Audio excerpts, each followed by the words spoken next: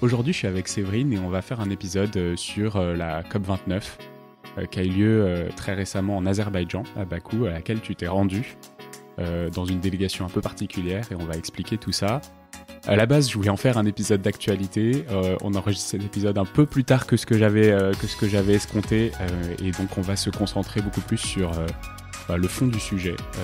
Et puis probablement que ce sera un épisode qu'on pourra réécouter pour les COP 30, 31, 32, les COP pieds dans l'eau en 34, 35 quand il s'agira de limiter les élévations du niveau des mers à Bali notamment par exemple.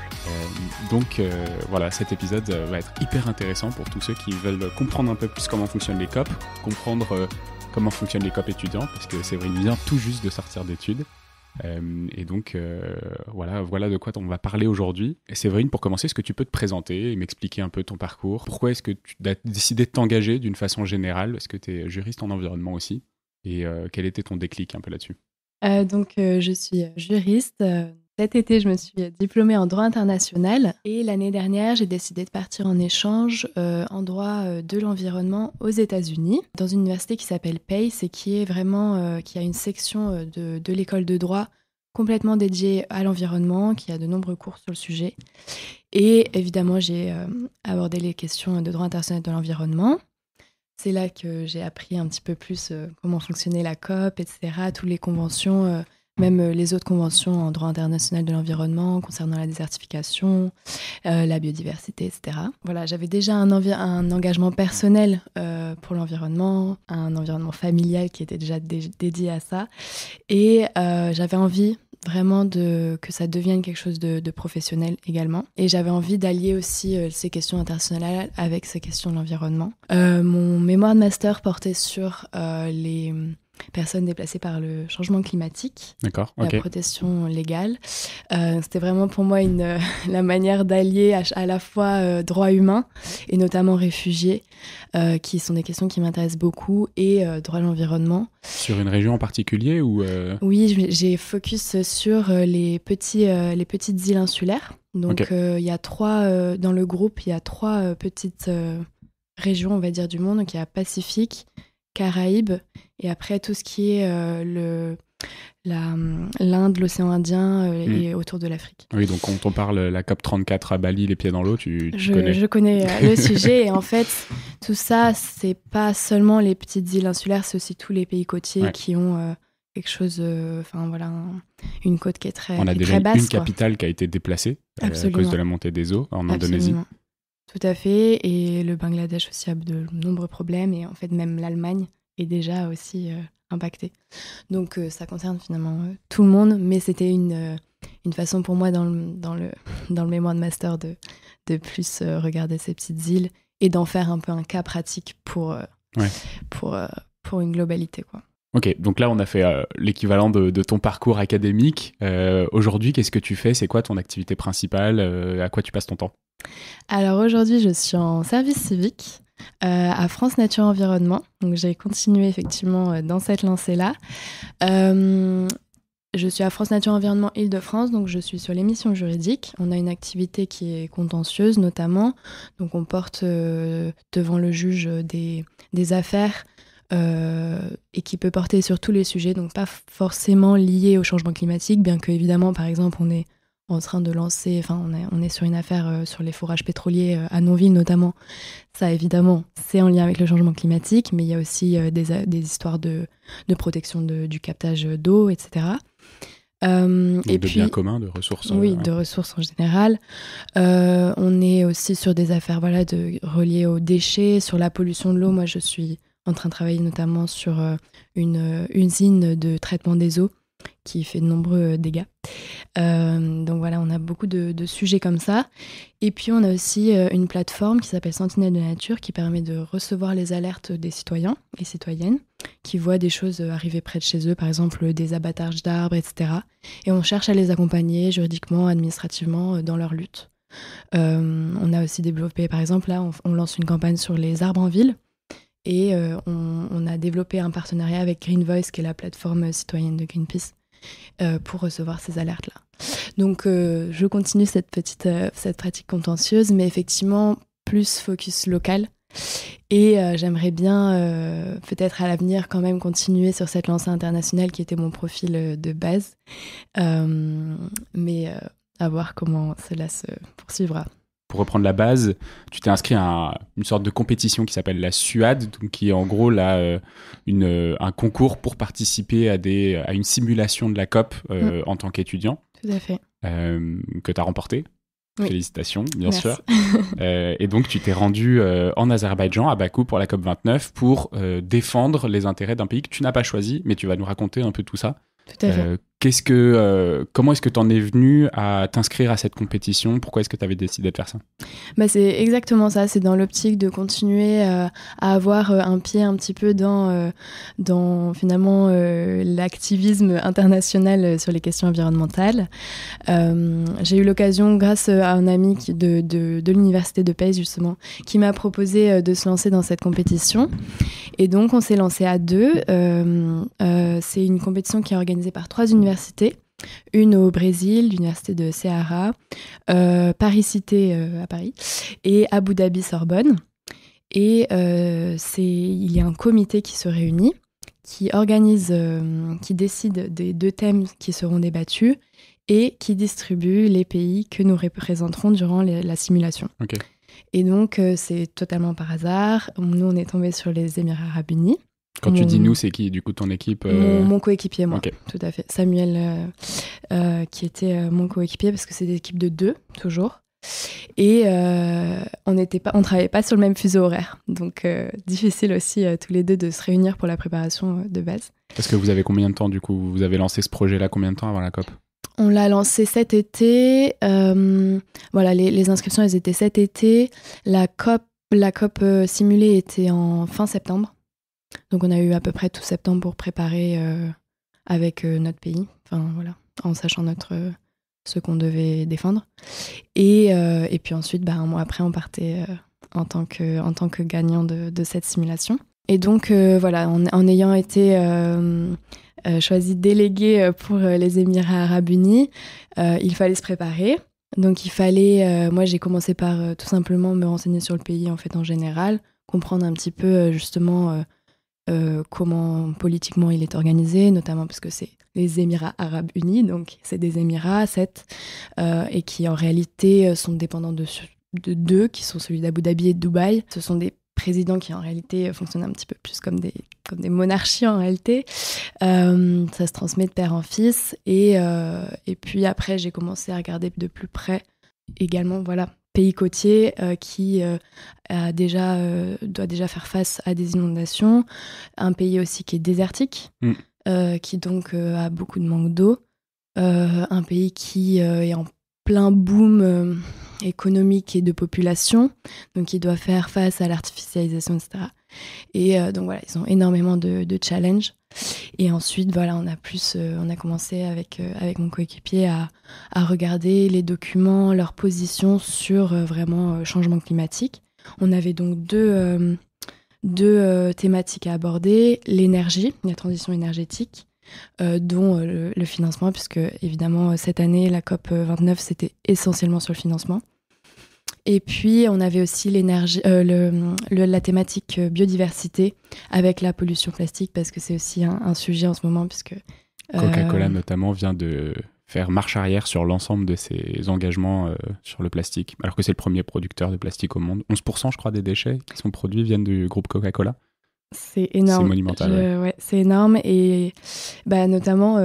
Petit moment pub, FNE, France Nature Environnement, vient de lancer aussi un recours contre Coca-Cola pendant les JO, qui prenait une bouteille de Coca pour la verser dans une éco-cup.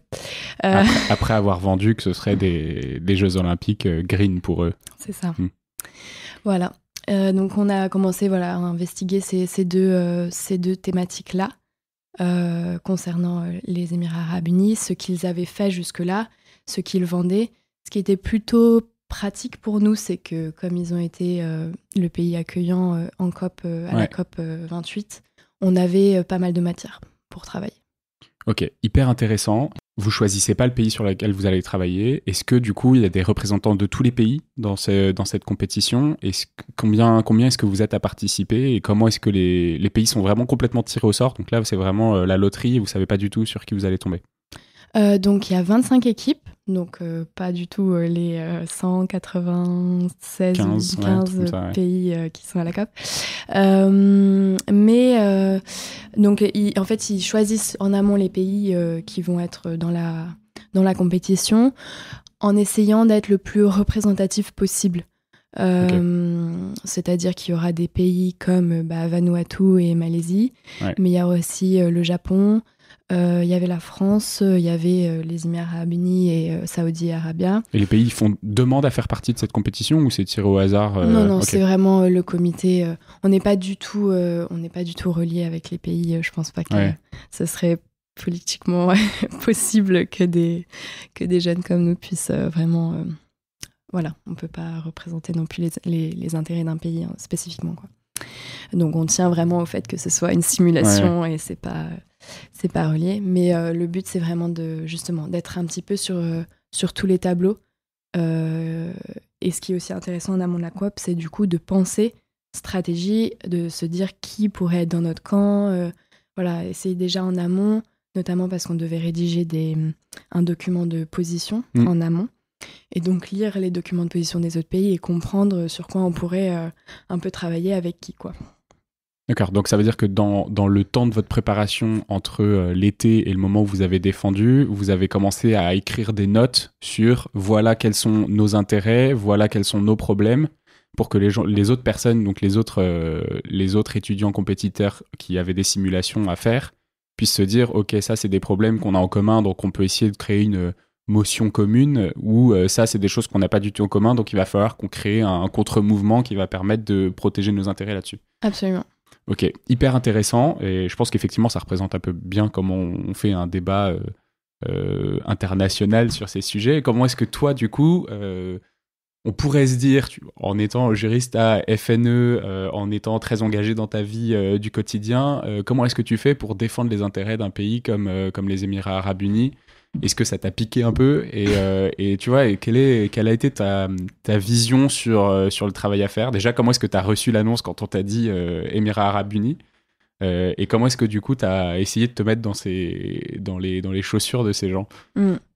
J'avoue que alors au début la roue elle a tourné et j'ai pensé tomber sur Vanuatu, donc j'étais très contente parce qu'en plus ça rejoignait ton sujet de master. Mon sujet de master. Mais pas du tout. On est tombé un petit peu celui d'après. Et sur le moment, j'ai pensé que ça allait être vraiment difficile. Et finalement, pas tant que ça. Parce que je pense que quand on défend une opinion qui n'est pas le sien, on a peut-être aussi plus de perspectives, puisqu'on sait l'autre camp. Et on va peut-être chercher plus loin aussi. On fait plus de recherches. On essaye d'être plus solide sur les trucs qu'on ne connaît pas, et voilà. Et puis peut-être qu'on aborde aussi avec plus de distance, tout simplement. Donc moins à cœur de voilà. Et donc dans les négociations, c'est très important de ne pas s'énerver, d'être le plus factuel et objectif possible. Et finalement, j'ai trouvé ça finalement assez facile. C'est un caractère c'est un personnage qu'on prend. Je dirais pas que voilà, je défendrai ça à l'avenir, mais ce n'était pas si compliqué que ça. Et voilà, comme je disais aussi, on avait pas mal de matière grâce à la COP28. Donc on pouvait vraiment s'appuyer sur ce qu'ils avaient fait jusque-là. Là, tu vois, ma question était certainement mal posée en plus, parce que juste en me réécoutant, je me dis, en fait, j'ai fait comme si c'était les méchants et que nous, on était les gentils, alors que c'est pas du tout ça, tu vois. Genre, il y a bien sûr, évidemment, un truc où c'est un pays qui a aussi ses problèmes de montée des eaux, de sécheresse, d'inondation. C'est les premiers à faire de l'ensemencement de nuages pour essayer de modifier le climat et essayer d'avoir un peu de pluie aux endroits où ils vivent. Donc ça veut dire qu'ils ont quand même des gros sujets qui sont sur les bras. Donc en fait, on peut pas juste les prendre en se disant de toute façon leur seul intérêt c'est de vendre plus de pétrole au plus de monde possible et réussir à l'exporter. Et la façon dont j'ai posé la question, évidemment, c'est hyper manichéen et c'est pas du tout ça la réponse que tu as dû apporter. Non. C'était quoi les intérêts du coup propres aux Émirats Arabes Unis qui étaient intéressants d'un point de vue écologique, où tu te disais tiens, ça c'est des trucs sur lesquels ils pourraient appuyer et potentiellement sur lequel ils le font pour de vrai? Eh ben, il y avait plusieurs sujets. Déjà, il faut savoir que ça fait quand même déjà longtemps qu'ils se disent que les énergies fossiles n'ont pas non plus forcément un avenir perpétuel et que donc ils cherchent à se diversifier. Et ils l'ont déjà fait. Par rapport, par exemple, à Bakou ou l'Azerbaïdjan, je pense que Dubaï est beaucoup plus en avance sur la diversification. Donc c'est encore énorme. Mais ils ont vraiment joué sur ça, joué énormément sur le tourisme. Et du coup, après, ils essayent d'en faire un tourisme durable. Ils jouent sur le financement, sur la finance. Et puis, donc voilà, ils ont tous ces aspects-là qu'ils essayent d'approfondir et lancer. Après, au niveau biodiversité, ils ont voilà, tout ce qui est protéger leurs côtes, protéger l'océan. Donc, même s'ils n'en sont pas à dire, par exemple, qu'ils veulent arrêter le plastique, ils en sont à vraiment vouloir plus recycler, à arrêter aussi tout simplement de polluer les plages. Et puis finalement, nous, on est quand même à peu près au même même niveau. On est au même niveau, on n'est clairement. pas beaucoup plus loin. Donc voilà, ils ont... aires marines protégées peut-être? Voilà, les aires marines protégées, ils en ont pas encore beaucoup. Ils ont en tout une cinquantaine d'aires protégées. Bon, après, c'est pas un pays qui est très grand aussi, hein, donc voilà.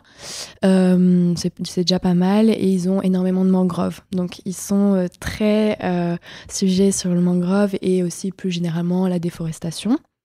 Ils ont des arbres qui notamment, qu'ils ont découvert, qui sont les arbres à dattes, qui sont en fait culturellement très importants.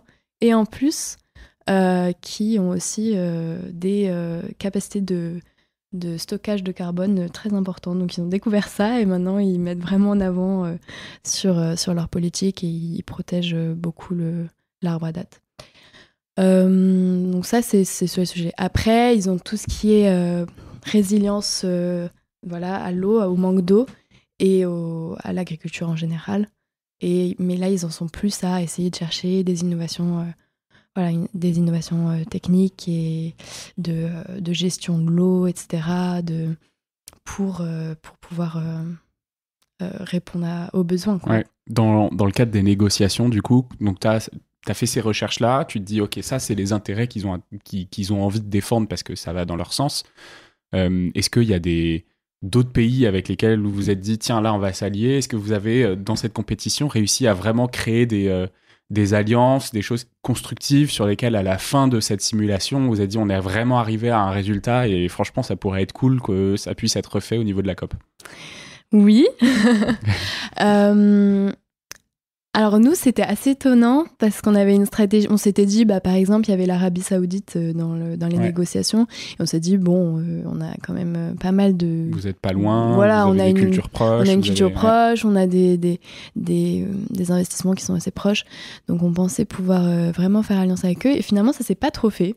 Donc on a été assez surpris. Et Pourquoi ? Peut-être aussi tout simplement... ça passait pas, les messages, la communication, le lien avec les gens. Donc si tu matches pas, donc si t'as deux dirigeants qui matchent pas l'un avec l'autre, tu peux plomber des négociations probablement étatiques. Probablement, et donc ça s'est pas trop fait, on s'entendait pas, quoi. Donc oui, on s'est plutôt allié avec le Japon, par exemple, sur les questions de protection des forêts, des mangroves, etc., de déforestation. Et on a aussi une alliance assez forte avec l'Indonésie, notamment pour le financement climatique. Moi, ce qui m'a fait assez rire, c'est que finalement, les Émirats arabes unis sont quand même assez riches et ils ont bâti leur fortune sur les énergies fossiles, mais ils font partie, dans la Convention cadre, des pays en voie de développement, donc des pays qu'on appelle non annexe 1. Et donc, quand, par exemple, on demande du financement climatique, qui sera vers des pays développés vers les pays en voie de développement, les Émirats arabes unis en profitent, entre guillemets. Donc, ils poussent aussi à ça, à ce financement-là. Alors même que moi, de base, j'aurais pensé que finalement... ils feraient plutôt partie des financeurs que des financés. Voilà. On aurait tendance à penser qu'ils devraient plutôt financer. Donc ça, le problème, c'est quand on a des réglementations qui datent un peu, alors qu'on a un monde qui a changé très très vite, quand tu vois que la Chine bénéficie encore des subventions à l'export parce qu'elle fait partie des pays en voie de développement, C'est ça. alors que c'est un géant commercial et économique, c'est juste des trucs qui sont pas à jour. C'est pas du tout à jour. Parfois, c'est un peu frustrant. C'est assez frustrant et perturbant. Et en même temps, pas possible de revenir là-dessus parce que si on commençait à retoucher à ça, il y aurait beaucoup trop plus de probabilités qu'on revienne en arrière qu'on avance, quoi. Et ça, c'est beaucoup le cas dans les négociations internationales. En fait, il y a beaucoup de choses qu'on sait qu'elles sont imparfaites, mais on préfère ne pas y toucher, essayer de construire à côté ou autour, parce que on a trop peur qu'on en retouche. Et ça, tu l'as vécu même dans les simulations, disons ce carcan de la norme qui est déjà créé et qui est difficilement amovible? Alors moi, ce que j'ai trouvé bien, c'est que là, non. Dans la simulation, on la ressentait pas trop. Je pense que aussi en tant que on portait quand même aussi, on faisait en tant qu'étudiant et on sentait qu'il y avait une envie de proposer des solutions, toujours en tenant la position de son pays, mais de proposer des vraies solutions, quoi. Et d'ailleurs, j'ai ressenti à un moment dans les négociations, il y avait au début, on était tous là à vraiment se rentrer un peu dedans. Et je pense que c'est ça qui se passe en vrai, en réalité. Et à la fin, en fait, on comprenait qu'on a besoin les uns des autres pour que les décisions, elles passent, etc. Et donc, il y avait beaucoup plus d'entente, en fait, d'essayer de construire quelque chose qui puisse correspondre à toutes et à tous. Mais effectivement, oui, je pense que dans les vrais COP, la norme, il faut pas trop y toucher. Qu'est-ce que tu as appris là? Donc, tu es ressorti de cette expérience, vous avez créé une entente, vous avez créé des partenariats entre pays. Qu'est-ce que tu retiens du coup de cette première expérience? Donc, pour rappel, vous avez passé 1 mois à travailler dessus en amont. Ensuite, vous avez fait ce premier challenge qui vous a envoyé pour certaines équipes à la COP, dans laquelle vous avez fait cette simulation pendant 2 jours avant l'événement. Qu'est-ce que tu en avais retenu? Que c'était très intense. Vraiment... Nous, le premier jour, c'était du coup sur 2 jours et demi. Et le premier jour, on était avec mon coéquipier, on était vraiment perdus et c'était difficile. Comme je t'avais dit, on avait plusieurs choses à faire, en fait, tâches. On avait prendre la parole dans l'Assemblée générale, c'est-à-dire des débats, des prises de parole qui sont chronométrées. D'abord 60 secondes, parfois quand une motion est passée 90 secondes. Et donc, il y a cette prise de parole où on doit exposer notre position, etc. Et c'est sur ça en plus qu'on était vraiment évalués. Et dans la vraie COP, c'est à l'Assemblée générale qu'on écoute les positions des pays sur un sujet. En parallèle de ça, il faut aussi faire avancer les négociations et ça se passe par des choses qui sont beaucoup plus informelles, dans des petites salles, là, virtuelles évidemment. Et donc, il faut aussi pouvoir entrer en contact avec les pays qui vous intéressent, se retrouver dans la même salle, discuter, se dire, s'amender, etc. Donc, il faut avoir lu les décisions des autres, etc., proposer des amendements. Et en parallèle, drafter, rédiger ses propres décisions. Et donc, c'est beaucoup de travail simultané. À 2, c'est très compliqué. Moi, maintenant, je comprends pourquoi les délégations sont envoyées aussi nombreuses, parce qu'en plus, nous, on discutait que d'un sujet à la fois. Mais à la COP, il y a une centaine de sujets en même temps dans des salles différentes. Donc, on comprend pourquoi les délégations sont si nombreuses, finalement. Et voilà, donc l'intensité, c'est ça qui m'a le plus marqué, je pense. Et puis après, le progrès aussi qu'on a fait au fur et à mesure et ce moment de changement entre on se rentre tous dedans à on va essayer de vraiment trouver des solutions et se mettre d'accord, quoi. Il n'y a pas un seul pays qui ressort en se disant c'est bon, j'ai réussi à gagner. L'idée, c'est plutôt l'intérêt général où il y a quand même ce truc de je suis content, je suis reparti avec plus de trucs que les autres. Nous, on s'est dit ça, je pense. On était très contents. Qu'est-ce que vous avez obtenu, vous, qui était bien pour les Émirats Arabes Unis? On a obtenu pas mal de financement, du coup, les marchés carbone, ce genre de choses, la protection des mangroves, les aires marines protégées, Donc on avait pas mal de décisions qu'on avait portées et qu'on avait obtenues, donc on était assez contents de ça. Dans la vraie vie, en fait, obtenir le financement, c'est la bonne première étape. La plus difficile, c'est après de faire en sorte que les virements passent. Que ça soit passé. Ça fait 10 ans, je crois, qu'il y a 100 milliards par an qui doivent être... Non, un peu moins que 10 ans quand même, depuis 2017, je crois. Bah oui, les accords de Paris. Ouais, c'est ça. Ouais. Et qu'il y a les 100 milliards par an qui doivent partir des pays riches vers les pays pauvres et que jusqu'à maintenant, je crois qu'en 8 ans, on a fait 100 milliards justement, alors que ça devait être 100 milliards par an. Oui, tout à fait. Ce qui est promis n'est pas du tout acquis. Et c'est la question aussi de cette année, puisque du coup, le financement était au cœur vraiment de la négociation. Ce qui a été promis n'est même pas très haut par rapport à ce qui est dû, mais on ne sait même pas si ce qui a été promis sera acquis. Et c'est la même chose pour tous les fonds qui existent. L'année dernière, on a eu une grande avancée avec le fonds pertes et dommages. Ouais. Et pourtant, déjà, ce qui était promis était très bas. Ça correspond à 3 ans de salaire de Messi, quoi. C'est à peu près ça. Et puis en fait, pour l'instant, on ne sait pas si ça sera réellement versé.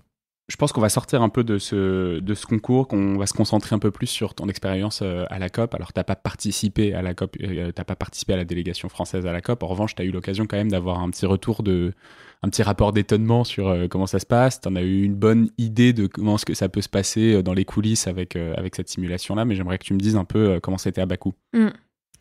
Oui, effectivement. Moi, j'y suis allée en tant qu'observatrice, puisqu'il y a plusieurs types de personnes qui vont à la COP. Il y a les délégations des pays. Donc ça, on va dire, ce sont les personnes les plus importantes, puisqu'elles sont au cœur vraiment des négociations. Il y a ce qu'on appelle les party overflow. Donc ça, c'est des personnes qui vont en tant que nationaux d'un pays, mais qui ne peuvent pas parler au nom de ce pays-là. Et puis, il y a effectivement les observateurs, qui sont toutes les ONG, les lobbyistes du secteur privé, les organisations internationales. Et il y a quand même une échelle aussi d'accès aux endroits, puisqu'évidemment, les négociateurs peuvent accéder à tout, notamment ce qu'on appelle les informels, qui sont vraiment là des petits conciliabules privés, mais c'est vraiment là que les négociations se passent en réalité. Les parties overflow peuvent accéder par exemple à tout ce qui est normalement assemblée générale, mais comme c'est dans la limite des places, les observateurs ne peuvent souvent pas y accéder, donc nous on ne pouvait pas trop accéder à ça. Et puis à côté de ça, en fait, il y a une COP qui se passe qui est les médias. Donc il y a tout ce qui est press conference, donc on a des Greenpeace qui va faire une conférence de presse sur ce qu'ils pensent de ça. Par exemple, là, c'était évidemment l'actualité, c'était l'élection aux US. Donc, on a eu énormément de conférences de presse de comment on réagit à ça. Et puis, il y a aussi tout un autre endroit dans la COP qui sont les pavillons. Donc, les organisations, les ONG, les organisations internationales, les pays. Il y a l'OPEP, il y a toutes sortes d'organismes. Donc c'est assez intéressant. Et en fait, c'est vraiment, en fonction de ton rôle dans la COP, tu vas vraiment pas vivre la même chose. C'est gros et donc difficile de voir tout, quoi. Et difficile finalement de voir vraiment les négociations. Ouais. Moi, un petit conseil que je recommande, c'est, si vous êtes à la COP, c'est de regarder les journaux qui relatent jour par jour ce qui se passe. Parce qu'en fait, ça permet de tenir au courant d'un monde dont tu n'as même pas idée, alors que ça se passe vraiment juste à côté de toi. Qu'est-ce que tu en as pensé ? Qu'est-ce que tu en as retenu ? Est-ce que tu étais plutôt enthousiaste, plutôt déçu ? Qu'est-ce que ça t'a fait, cette COP ? C'était la première fois que tu y allais ? Oui, tout à fait la première fois. Faut avouer qu'au retour, en tout cas, j'ai eu un petit peu une baisse de morale. Donc, je pense que ça donne une bonne idée du résultat. Mais en fait, c'était intéressant. Mais c'est vrai qu'il y a des choses que j'ai pu toucher du doigt, que je savais déjà, probablement intellectuellement, mais j'ai vraiment pu toucher du doigt. Il y a des choses qui m'ont choquée, notamment vraiment très peu de femmes, dans les délégations notamment. Il y avait peu de personnes des communautés autochtones et puis les jeunes aussi presque invisibles. Enfin, il y avait quand même toutes ces choses qui manquaient finalement Il y a d'autres programmes que par exemple pour simuler une COP. Est-ce que c'est essentiellement pour les jeunes qu'on fait ça, ou est-ce qu'il y en a d'autres, tu vois, des programmes particuliers? Est-ce que du coup les jeunes, c'est un peu la place qu'on leur donne en leur disant non mais vous allez simuler le truc dans votre coin, mais on leur donne pas vraiment l'accès à la COP réelle, c'est ça?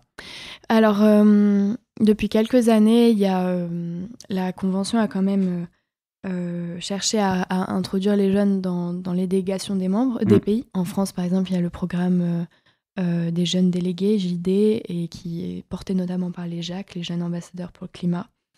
Et donc, c'est des jeunes qui viennent aux négociations. En réalité, je suis allée voir sur leur page, et ils assistent aux négociations, mais ils ne sont même pas vraiment... Enfin, ils ne sont pas négociateurs, ils ne sont pas acteurs. Plutôt un observateur, de ce que je comprends.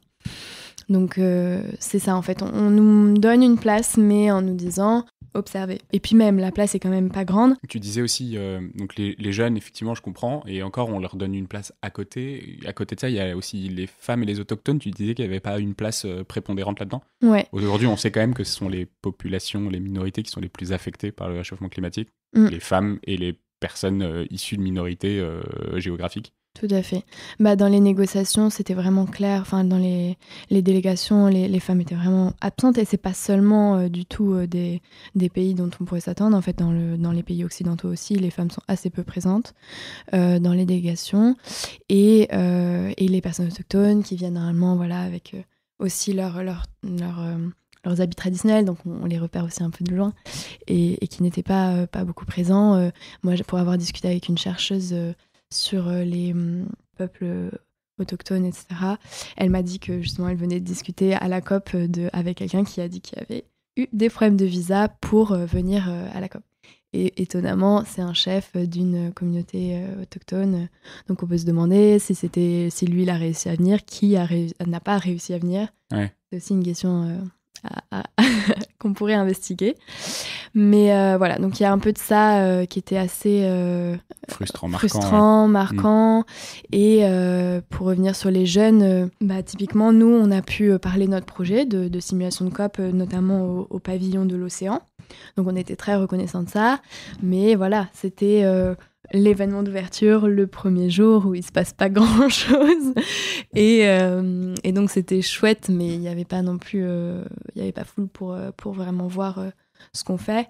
Et en amont de ça, on s'est réunis à la COI, donc c'est la COP des jeunes, puisque du coup, Yungo étant une constituante de la Convention, c'est-à-dire qu'elle agrège plein d'associations qui représentent des jeunes, et elle peut avoir une place dans les négociations. Elle peut de temps en temps prendre la parole. Elle est reconnue par la Convention pour faire ça. Il y en a d'autres, il y a d'autres constituantes, il y en a 9. Il y a les chercheurs, il y a les NGO environnementales, il y a le secteur business, etc. Et donc toutes ces constituantes se réunissent en amont de la COP pour préparer leur position, etc. Et nous, on avait la COI, donc la COP des jeunes, à laquelle je suis allée également, pour faire ça. Et en fait, là, alors même que c'est un événement pour ça, qui réunit les jeunes, et dont c'est des jeunes qui sont quand même tous quand même assez calés sur les questions, qui sont arrivés jusque-là, parfois de pays plutôt, pas riches, et donc qui vraiment ont travaillé, ont déjà subi pour arriver là. Et puis on leur donne un peu de la distraction, entre guillemets, par des conférences qui sont un petit peu bas niveau, quoi. Alors qu'eux-mêmes en savent plus, ils sont même pas payés pour savoir ça, je veux dire, pour travailler sur ces questions-là, mais c'est juste que ils travaillent sur leur présent et leur futur, et qui sont vraiment... Mais ça veut dire quoi? Ça veut dire, quand on dit les conférences qu'on leur offre étaient de bas niveau, c'est quoi? C'était typiquement, oui, une conférence qu'on a eue où on nous a demandé qu'est-ce que c'était le changement climatique, et que la réponse, en plus, à apporter, c'était le changement du climat. Donc vraiment, c'était quand même pas grand niveau. Et puis, on a eu quelque chose sur le nucléaire. Moi, j'étais contente d'aller à cette conférence, et en fait, très déçue, ressortie très déçue, parce que on a complètement obstrué les questions sur la sécurité, alors que c'est quand même la question là. Mais ils voulaient absolument parler plutôt de géopolitique, etc. Sauf que c'est pas la question centrale pour le nucléaire, quoi. Donc voilà, il y avait pas mal de choses comme ça où c'était un peu orienté, un petit peu dommage, tout simplement, parce que moi je suis convaincue que les jeunes ont beaucoup de clés et ont l'envie aussi, et ont peut-être aussi moins les carcans, les normes, etc. Donc peut-être plus moteurs, et pourtant ils n'ont pas du tout de place, quoi. Si tu devais y participer, si on te reproposait, j'ai l'impression que tu vois, le résultat est un peu en demi-teinte pour toi, que tu es à la fois contente d'avoir vécu l'expérience, à la fois déçue du résultat technique. Tu le referais si on te proposait d'y retourner ?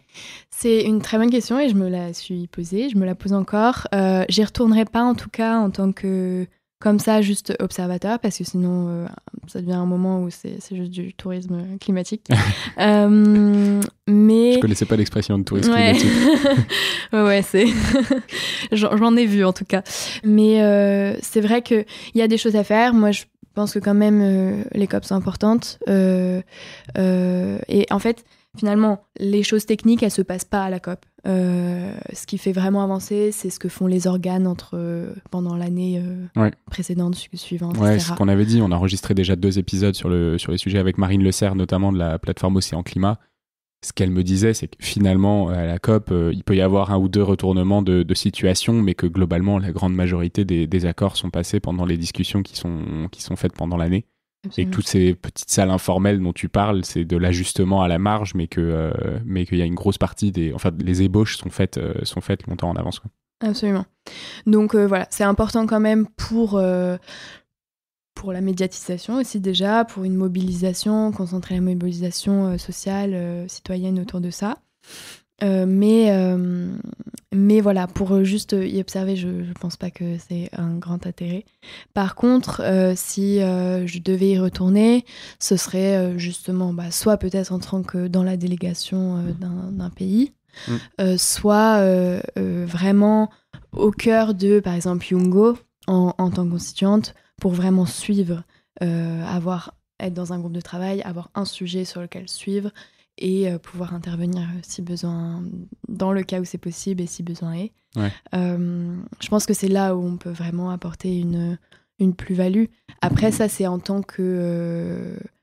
voilà, je le dis ça en tant qu'activiste, mais j'ai une amie qui était en tant que chercheuse. Elle, pour le coup, c'était plutôt assister aux conférences, aller voir les gens.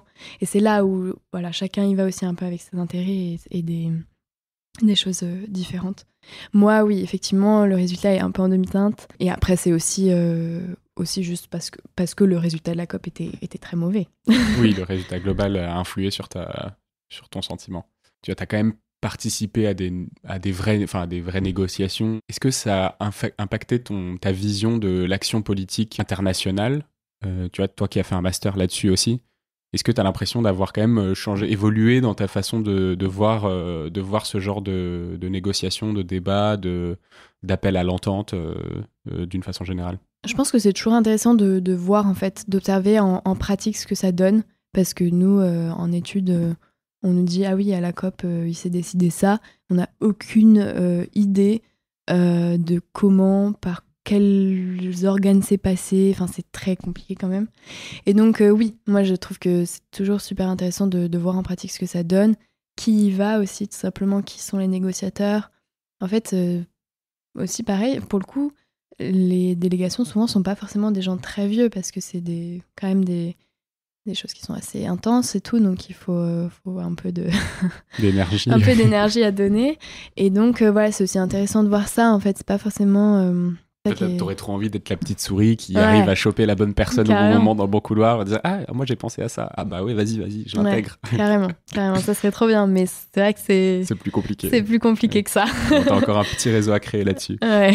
Qu'est-ce que tu ferais du coup là, cette année pour compléter cette expérience, pour aller un peu plus loin, pour continuer à apporter un peu ton sujet ? Est-ce qu'il y a un truc que tu as envie de lancer, tu vois, à la suite de cette COP, je sais pas, comment est-ce que tu fais pour continuer de porter ce sujet dans ton action du quotidien ? Je fais un podcast avec toi. Yes, c'est vrai. Et puis, du coup, je me suis quand même renseignée sur les jeunes délégués de la JAC, donc on verra si ça donne quelque chose sur ce côté-là. Je trouve que c'est quand même intéressant, puisque eux, ils font... Voilà, ils font un peu l'interface gouvernement et jeunes. Pour l'instant, recherche d'emploi aussi, donc tout simplement. Petit appel, c'est la deuxième personne qui passe sur le podcast et qui nous fait une petite annonce là. Donc si vous avez envie de recruter une juriste environnement, Séverine est dispo. Open to work, comme on dit. Open to work. Non mais voilà, donc il y a tout ça. Je regarde de près quand même, tant en recherche qu'en pratique, et notamment sur les sujets mobilité, voilà. Et puis, mais je m'intéresse aussi parce que aussi avec France Nature Environnement, je suis plus sur les questions, voilà, biodiversité et tout. Je suis pas notamment que axée changement climatique, bien sûr, ça a un lien énorme. Donc là, je suis en train de m'engager plutôt sur l'UICN, donc l'Union internationale de la conservation de la nature, qui l'année prochaine se réunira à Abu Dhabi. Et donc cette année, PACE, mon université américaine de l'année dernière, est membre de l'UICN et peut proposer des motions. Et donc je suis en train de pousser une motion sur la pollution chimique dans les cours d'eau à cause de l'industrie textile dans le sud-est et le sud de l'Asie. Et cette motion, donc maintenant je suis au stade de je récupère les sponsors, etc. et j'approfondis ma motion. Et cette motion permettrait, si elle passe, de mettre l'UICN, donc l'organisation, sur ces sujets-là et de commencer à s'en occuper parce que jusque-là, elle s'est plutôt occupée de plastique, etc., mais pas trop de pollution chimique. Alors que ça a un impact énorme sur la faune, sur la flore, sur les communautés locales, sur les travailleurs, qui sont 75% des femmes, et leurs enfants, du coup, voilà. Ok, bah écoute, félicitations. Tu nous tiendras au courant de ces résultats. Ouais, absolument. Merci beaucoup d'être passée dans The Big Shift, Séverine. C'était un grand plaisir. Je ne l'ai pas dit dans l'épisode, mais en fait, Séverine, c'est la petite sœur de ma belle-sœur. Ça me fait trop plaisir de pouvoir inviter la MIF dans le podcast. Donc, c'était trop cool. Merci d'avoir écouté jusqu'ici. Et si vous êtes encore là, c'est que vous faites partie de nos auditeurs préférés. C'est donc évidemment le moment d'aller appuyer sur les 5 étoiles pour vous dire que vous aimez bien le podcast, de laisser un commentaire aussi sur Apple Podcast, sur Spotify. Ça nous aide énormément à progresser. Et pour vous, c'est gratos. Donc, faites-le. Merci beaucoup de nous avoir suivis et puis je vous retrouve très bientôt pour un nouvel épisode. Salut Séverine. Merci Xavier. C'est la fin de cet épisode de The Big Shift. J'espère qu'il vous a plu et que vous en avez retiré quelque chose pour votre vie quotidienne. C'est ça le plus important. C'est beaucoup plus simple de parler du sujet sensible de l'environnement quand ses amis ou sa famille sont vraiment informés. Alors partagez le plus possible The Big Shift, ça aidera tout le monde. Et si vous avez des questions, des sujets que vous souhaitez qu'on aborde, des invités que vous voulez entendre, ou tout simplement que vous voulez qu'on discute de cet épisode, envoyez-moi un message sur LinkedIn. The Big Shift est produit par Echoes Studio. Si vous avez un projet audio, contactez-nous sur www.echoes.studio. Merci d'avoir écouté jusqu'au bout. Je vous retrouve très bientôt pour un nouvel épisode.